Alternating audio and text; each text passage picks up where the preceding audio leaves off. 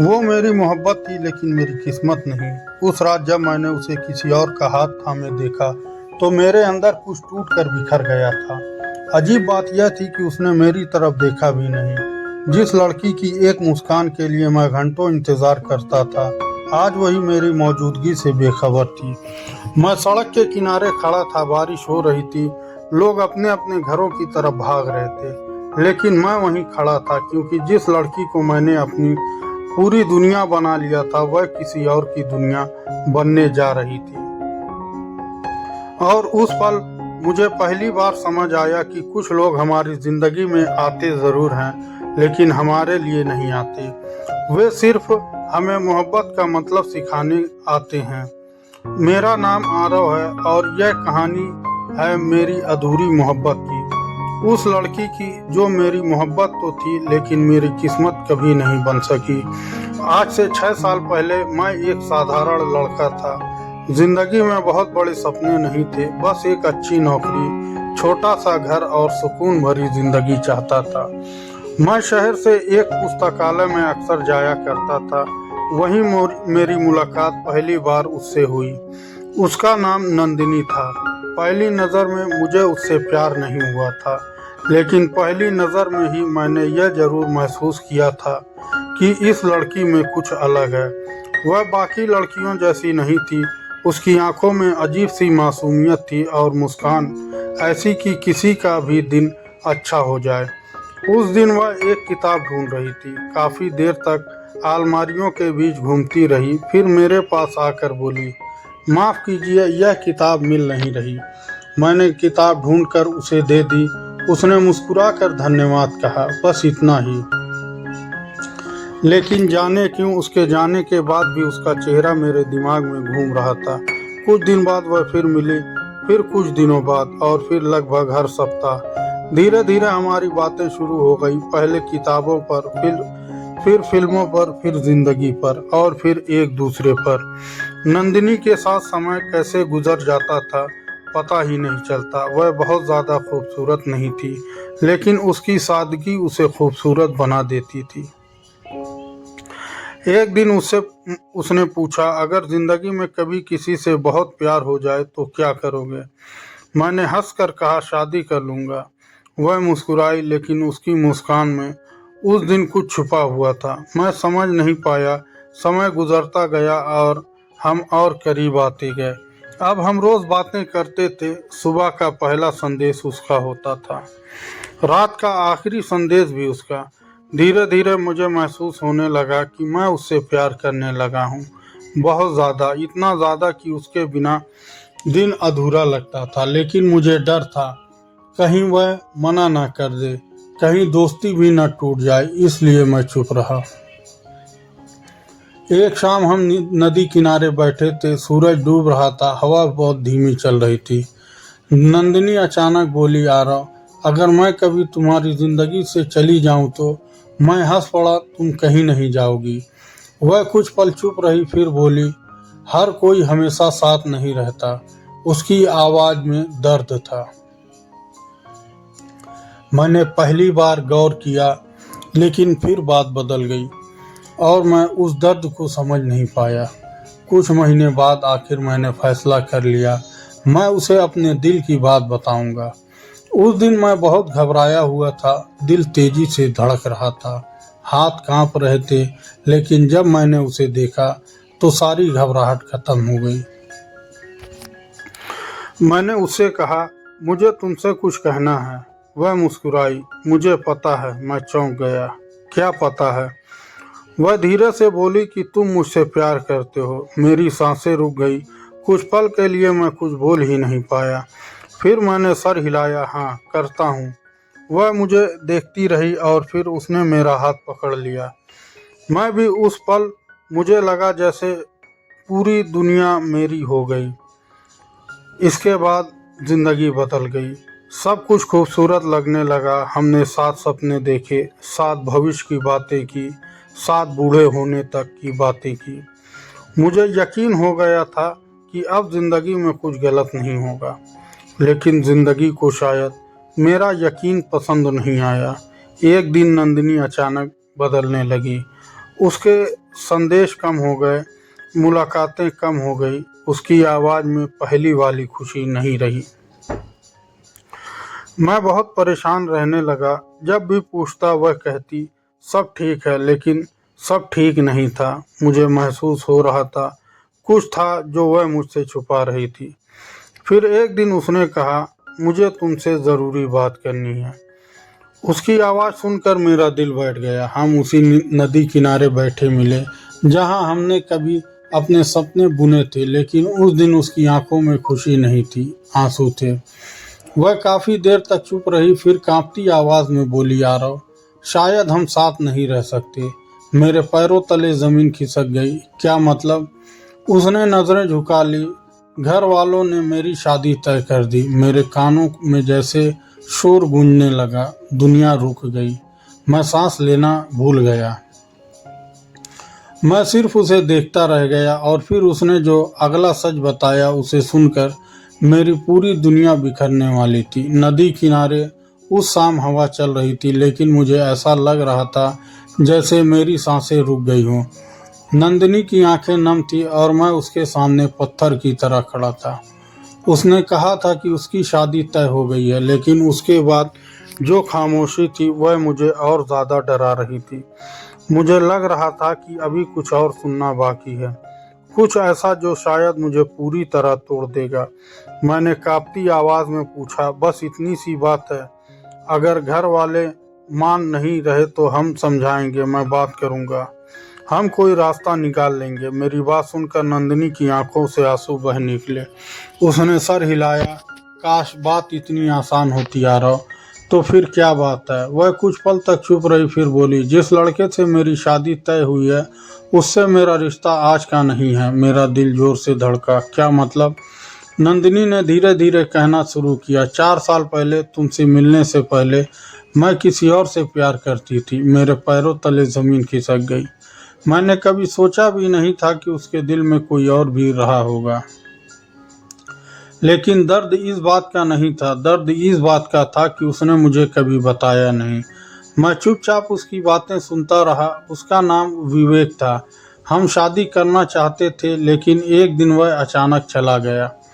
चला गया का मतलब उसका एक भयानक हादसा हो गया था। नंदिनी रोने लगी। सबको लगा कि वह अब इस दुनिया में नहीं है। मैंने उसकी आंखों में दर्द देखा। वह दर्द पुराना था, बहुत पुराना। शायद वह दर्द आज तक उसके अंदर जिंदा था। फिर फिर जिंदगी आगे बढ़ी। मैं धीरे धीरे संभल गई और तभी मेरी मुलाकात तुमसे हुई। मैं उसकी तरफ देखता रहा। अगर वह इस दुनिया में नहीं था तो अब शादी कैसे तय हुई? नंदिनी ने कांपते हुए जवाब दिया, क्योंकि वह जिंदा है। मुझे लगा जैसे किसी ने मेरे सीने पर हथौड़ा मार दिया हो। क्या? 2 महीने पहले वो वापस आया। मैं अवाक रह गया। उसने बताया कि हादसे के बाद विवेक कई साल तक अस्पतालों में रहा। उसकी याददाश्त चली गई थी। वह अपने घर तक को भूल चुका था, लेकिन कुछ समय पहले उसकी याददाश्त लौट आई और वह वापस आ गया अपने परिवार के पास, नंदिनी के पास, उन सपनों के पास जो कभी अधूरे रह गए थे। मैं समझ नहीं पा रहा था कि क्या महसूस करूं, गुस्सा, दर्द, नफरत या बेबसी। मैंने उससे पूछा, और तुम? उसने मेरी तरफ देखा। उस नज़र में हजारों आंसू छिपे थे। मैं खुद नहीं जानती कि मैं क्या कहूँ। आरव, क्या तुम उससे प्यार करती हो? यह सवाल पूछते हुए मेरी आवाज़ टूट गई। नंदिनी ने तुरंत जवाब नहीं दिया। यही बात मेरे दिल को चीर गई, क्योंकि अगर जवाब नहीं होता तो उसे सोचने की ज़रूरत नहीं पड़ती। उस रात मैं सो नहीं पाया। मैं पूरी रात छत को देखता रहा। दिमाग में सिर्फ एक सवाल घूम रहा था, क्या मैं उसके लिए सिर्फ एक विकल्प था? क्या वह कभी सच में मुझसे प्यार करती थी, या फिर वह अपने पुराने जख्म भरने के लिए मेरे पास आई थी? जितना सोचता उतना ही टूट जाता। अगले कुछ दिनों तक हमारी बातें लगभग बंद हो गई। मैं खुद उससे दूर रहने लगा, क्योंकि हर बार उसकी आवाज़ सुनकर मुझे दर्द होता था। लेकिन सच यह भी था कि उसके बिना रहना और ज़्यादा दर्द देता था। एक शाम अचानक उसका संदेश आया, क्या हम मिल सकते हैं?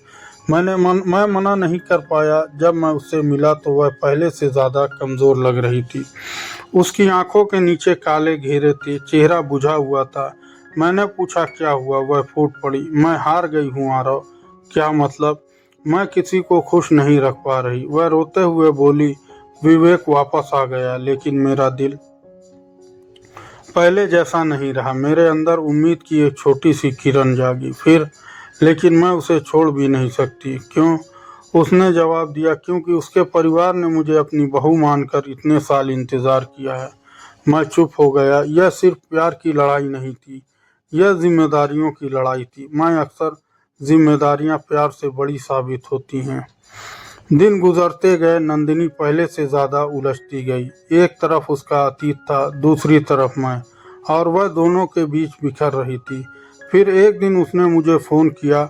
उसकी आवाज़ कांप रही थी, आरव मुझे तुमसे अभी मिलना है। मैं घबरा गया। क्या हुआ? बस आ जाओ। मैं तुरंत पहुंचा। वह मंदिर की सीढ़ियों पर बैठी थी, आंखें लाल थी, चेहरा पीला था। ऐसा लग रहा था जैसे वही कई रातों से सोई नहीं थी। मैं उसके पास बैठ गया। क्या हुआ? उसने मुझे एक लिफाफा दिया। मैंने खोला। अंदर कुछ कागज थे, अस्पताल की रिपोर्ट। मैं उन्हें पढ़ने लगा और अगले ही पल मेरे हाथ कांपने लगे। रिपोर्ट में जो लिखा था उसे पढ़कर मेरी सांसें अटक गई। दुनिया जैसे घूमने लगी। मुझे समझ नहीं आ रहा था कि यह सच है या कोई बुरा सपना। मैंने कांपती आवाज में पूछा, यह कब पता चला? नंदिनी की आंखों से आंसू बहने लगे। वह बोली, 1 महीने पहले मैंने फिर रिपोर्ट की तरफ देखा और उस रिपोर्ट में लिखा सच हमारी मोहब्बत की कहानी को हमेशा के लिए बदल देने वाला था। मंदिर की सीढ़ियों पर बैठा मैं बार बार उस रिपोर्ट को देख रहा था। हाथ कांप रहे थे, दिल की धड़कनें इतनी तेज थी कि मुझे अपने आसपास की कोई आवाज़ सुनाई नहीं दे रही थी। नंदिनी चुपचाप रो रही थी और मैं उस कागज पर लिखे शब्दों को पढ़ रहा था। उस रिपोर्ट में लिखा था, नंदिनी को एक गंभीर बीमारी थी। बीमारी ऐसी थी जिसने उसके शरीर को अंदर ही अंदर कमज़ोर करना शुरू कर दिया था। डॉक्टरों ने साफ कहा था कि इलाज संभव है, लेकिन परिणाम की कोई गारंटी नहीं। आने वाले कुछ साल उसके लिए बहुत कठिन होने वाले थे। मेरे हाथ से रिपोर्ट नीचे गिर गई। मैंने उसकी तरफ देखा। तुमने मुझे पहले क्यों नहीं बताया? नंदिनी मुस्कुराई। वह मुस्कान बहुत दर्द भरी थी, क्योंकि मैं तुम्हारी आंखों में डर नहीं देखना चाहती थी। पागल हो क्या? मैं तुम्हारा साथ छोड़ देता क्या? उसकी आंखों से आंसू बह निकले। मुझे पता है तुम नहीं छोड़ते। फिर वह धीरे से बोली, यही तो वजह थी। मैं कुछ समझ नहीं पाया। नंदिनी ने कांपती आवाज में कहा, आरव अगर मैं तुम्हारी जिंदगी में नहीं आती तो शायद तुम आज ज्यादा खुश होते। ऐसी बातें मत करो। सुनो, मुझे उसने उसने मेरा हाथ पकड़ लिया। तुमने मुझे इतना प्यार दिया जितना मैंने कभी सोचा भी नहीं था, लेकिन मैं नहीं चाहती थी कि तुम्हारी पूरी जिंदगी मेरे दर्द में बीत जाए। मैंने उसका हाथ कसकर पकड़ लिया, और अगर मेरी खुशी तुम हो तो। वह रो पड़ी। यही बात मुझे कमज़ोर बना देती है। उस दिन उसे मुझे अपने दिल का हर राज बताया। विवेक की वापसी, परिवार का दबाव और अपनी बीमारी, इन सब के बीच वह खुद टूट चुकी थी। लेकिन सबसे ज़्यादा दर्द उसे इस बात का था कि वह किसी को दुख नहीं देना चाहती थी, ना मुझे, ना विवेक को, ना अपने परिवार को। और इसी कोशिश में वह खुद बिखरती जा रही थी। अगले कुछ महीनों तक मैं उसके साथ रहा। हर अस्पताल, हर जांच, हर दवा, हर मुश्किल घड़ी में मैंने कभी उसे अकेला महसूस नहीं होने दिया। लेकिन धीरे धीरे मुझे एहसास होने लगा कि नंदिनी मुझसे दूर जा रही है। जानबूझकर वह मेरे संदेशों का जवाब देर से देने लगी, मुलाकातों से बचने लगी, फ़ोन कम करने लगी। मैं समझ गया था वह मुझे अपने दर्द से बचाना चाहती थी, लेकिन उसे यह नहीं पता था कि उससे दूर होना ही मेरा सबसे बड़ा दर्द था। एक शाम उसने मुझे मिलने बुलाया, वही नहीं नदी किनारा जहां हमारी कहानी शुरू हुई थी। सूरज डूब रहा था, हवा पहले जैसी ही थी, लेकिन हम पहले जैसे नहीं थे। मैं उसके सामने जाकर खड़ा हो गया। वह काफ़ी देर तक चुप रही, फिर बोली, यारो, मुझे जाना होगा। मैंने पूछा, कहाँ? दूसरे शहर, इलाज के लिए। मेरे अंदर कुछ टूट गया। कब? 2 दिन बाद। मैंने नज़रें झुका ली, कुछ भी कहने की हिम्मत नहीं थी। फिर उसने अपने बैग से एक छोटा सा डब्बा निकाला। उसमें एक घड़ी थी, वह घड़ी जो मैंने उसे उसके जन्मदिन पर दी थी। उसने उसे मेरी हथेली पर रख दिया। इसे रख लो। मैंने घड़ी वापस उसकी तरफ बढ़ा दी। यह तुम्हारी है। उसने सर हिलाया। नहीं, अब यह तुम्हारी याद है। मेरी आंखें भर आई। नंदिनी, वह मुस्कुराई। तुम जानते हो मेरी सबसे बड़ी गलती क्या थी? क्या मैंने किस्मत से लड़ने की कोशिश की? मैं कुछ बोल नहीं पाया। उस रात हम बहुत देर तक साथ बैठे रहे, बिना कुछ कहे। कभी खामोशी शब्दों से ज़्यादा बातें करती है, और उस रात हमारी खामोशी बहुत कुछ कह रही थी। 2 दिन बाद वह चली गई। मैं स्टेशन पर खड़ा था। ट्रेन धीरे धीरे चलने लगी। नंदिनी खिड़की के पास बैठी थी। आंखों में आंसू थे, मेरी आंखों में भी। अचानक उसने हाथ बाहर निकाला और मुस्कुरा कर कहा, खुश रहना। मैं कुछ नहीं बोल पाया। ट्रेन दूर होती गई और फिर मेरी नज़रों से ओझल हो गई। उस दिन मुझे लगा जैसे मेरी जिंदगी का सबसे खूबसूरत हिस्सा मुझसे दूर चला गया। उसके बाद कई महीने बीत गए। हमारी बातें बहुत कम होने लगी, फिर धीरे धीरे बंद हो गई, और एक दिन उसका नंबर भी बंद आने लगा। मैंने बहुत कोशिश की, लेकिन उससे संपर्क नहीं हो पाया। उसकी कोई खबर नहीं मिली, कुछ भी नहीं। बस यादें बची और इंतज़ार, बहुत लंबा इंतज़ार। 3 साल गुजर गए। मैंने खुद को काम में डुबो दिया। लोग कहते थे कि मैं आगे बढ़ गया, लेकिन सच ये था, मैं सिर्फ जी रहा था, खुश नहीं था। क्योंकि कुछ लोग जिंदगी से चले जाते हैं, लेकिन दिल से कभी नहीं जाते। एक दिन मेरे घर एक पार्सल आया। भेजने वाले का नाम देखकर मेरे हाथ कांप गए। नंदिनी। मैंने तुरंत पार्सल खोला। अंदर एक डायरी थी और एक चिट्ठी। मैंने कांपते हाथों से चिट्ठी खोली। उसमें लिखा था, प्रिय आरव, अगर तुम यह पत्र पढ़ रहे हो तो इसका मतलब है कि मैं तुम्हारे सामने नहीं हूँ। सबसे पहले मुझे माफ़ कर देना, मैं बिना बताए चली गई, लेकिन मैं तुम्हें अपने दर्द की कैद में नहीं रखना चाहती थी। तुम्हें याद है, तुम हमेशा कहते थे कि प्यार साथ रहने का नाम नहीं, और मैं हमेशा कहती थी कि प्यार खुश देखने का नाम है। आज भी मैं उसी बात पर यकीन करती हूँ। मैंने तुम्हें कभी धोखा नहीं दिया। मैंने तुम्हें सच्चा प्यार किया था, बहुत ज़्यादा, शायद अपनी ज़िंदगी से भी ज़्यादा। लेकिन हर मोहब्बत मुकम्मल नहीं होती। कुछ मोहब्बत सिर्फ दिल में रहने के लिए होती है। तुम मेरी सबसे खूबसूरत याद हो और हमेशा रहोगे। एक बात हमेशा याद रखना, मैं तुम्हारी मोहब्बत थी, लेकिन तुम्हारी किस्मत नहीं।